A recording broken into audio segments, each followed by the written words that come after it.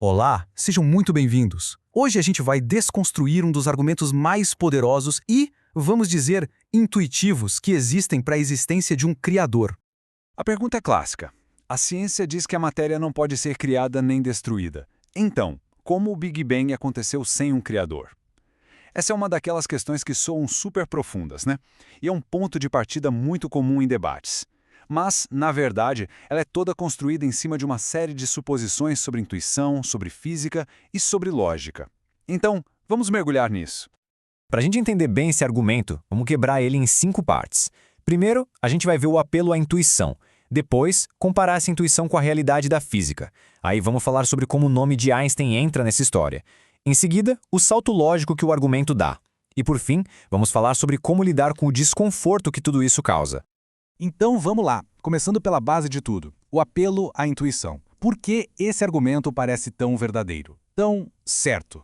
O erro central está bem aqui. A gente acaba confundindo uma coisa com a outra. De um lado, existe aquele sentimento de certeza, aquela voz interna que diz: é óbvio que algo não pode vir do nada.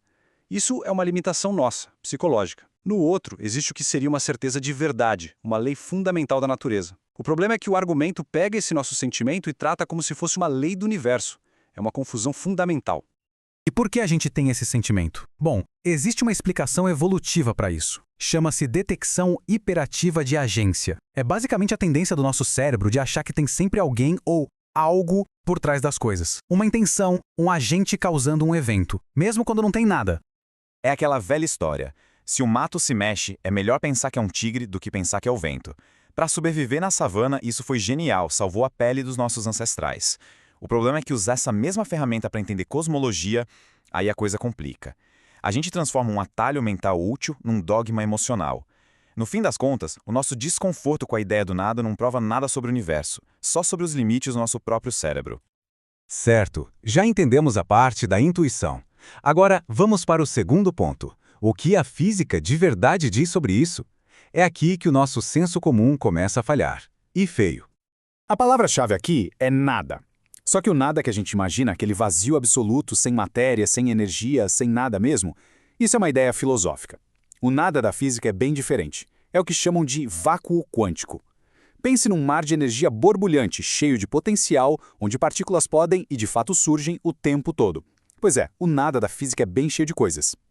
E, na verdade, a física moderna é basicamente uma coleção de fatos comprovados que violam totalmente o nosso senso comum. A gente tem o tunelamento quântico, com partículas atravessando paredes sólidas, decaimento radioativo, que são efeitos sem uma causa clara, o entrelaçamento quântico, a dilatação do tempo, que mostra que o tempo não é absoluto, e, claro, o fato de que o vácuo não é vazio. O fato da gente achar isso tudo muito estranho não muda a realidade. Então, perguntar o que veio antes do Big Bang é mais ou menos como perguntar o que tem ao norte do Polo Norte. A pergunta simplesmente não faz sentido. Se o tempo como conhecemos começou a existir com o Big Bang, não existe um antes do Big Bang. A pergunta já nasce com um problema de lógica. Agora vamos para o terceiro ponto. Para dar um peso maior ao argumento, muitas vezes uma carta poderosa é jogada na mesa. Albert Einstein. Mas aqui a gente entra no uso clássico e, digamos, inadequado da imagem dele. A história que se conta é que Einstein lutava com a ideia de um criador. Mas se a gente olha para os fatos, em 1917 ele introduziu a tal constante cosmológica porque ele acreditava no universo estático, parado. Era uma necessidade matemática para a teoria dele fechar. Aí, em 1929, Edwin Hubble provou que o universo na verdade está se expandindo. E o que o Einstein fez? Tirou a constante da equação, chamando-a de seu maior erro. A motivação era puramente física, não teológica. E sobre a crença dele, o próprio Einstein deixou bem claro: eu não acredito em um Deus pessoal. Minha religião consiste em uma humilde admiração pelo espírito superior e limitado que se revela nos pequenos detalhes que somos capazes de perceber. Ou seja, ele era um panteísta. O Deus dele era a ordem e a harmonia do universo, não uma entidade pessoal.